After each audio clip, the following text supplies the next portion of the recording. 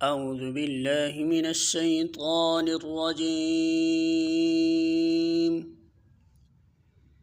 بسم الله الرحمن الرحيم.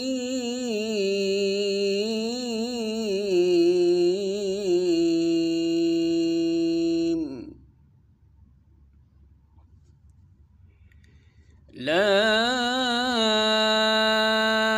إكراه في الدين قد تبين الرشد من الغي فمن يكفر بالطاغوت ويؤمن بالله فقد استمسك بالعروة الوثقى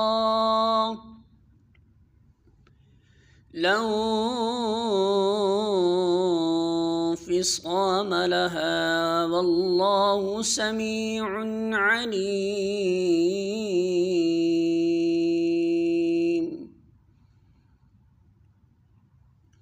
سورۃ البقرہ آیت نمبر 256. ترجمہ: دین کے معاملے میں کوئی زور زبردستی نہیں ہے، صحیح بات غلط خیالات سے الگ چھانٹ کر رکھ دی گئی ہے۔ اب جو کوئی طاغوت کا انکار کر کے اللہ پر ایمان لے آیا، اس نے ایک ایسا مضبوط سہارا تھام لیا جو کبھی ٹوٹنے والا نہیں، اور اللہ جس کا سہارا اس نے لیا ہے سب کچھ سننے اور جاننے والا ہے۔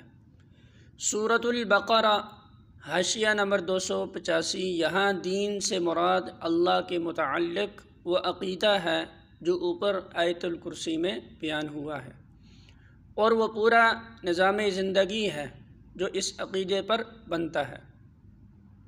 آیت کا مطلب یہ ہے کہ اسلام کا یہ اعتقادی اور اخلاقی و عملی نظام کسی پر زبردستی نہیں ٹھونسا جاتا۔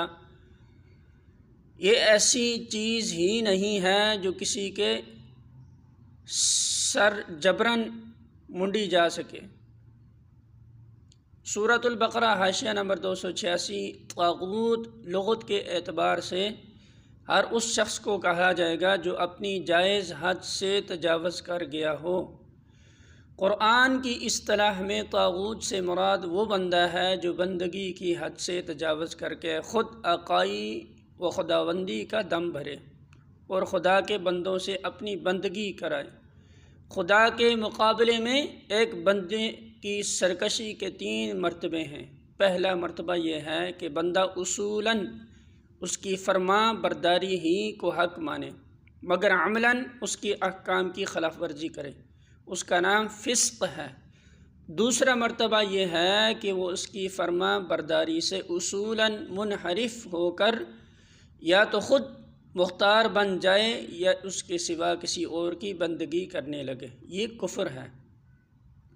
تیسرا مرتبہ یہ ہے کہ وہ مالک سے باغی ہو کر اس کے ملک اور اس کی رعیت میں خود اپنا حکم چلانے لگے۔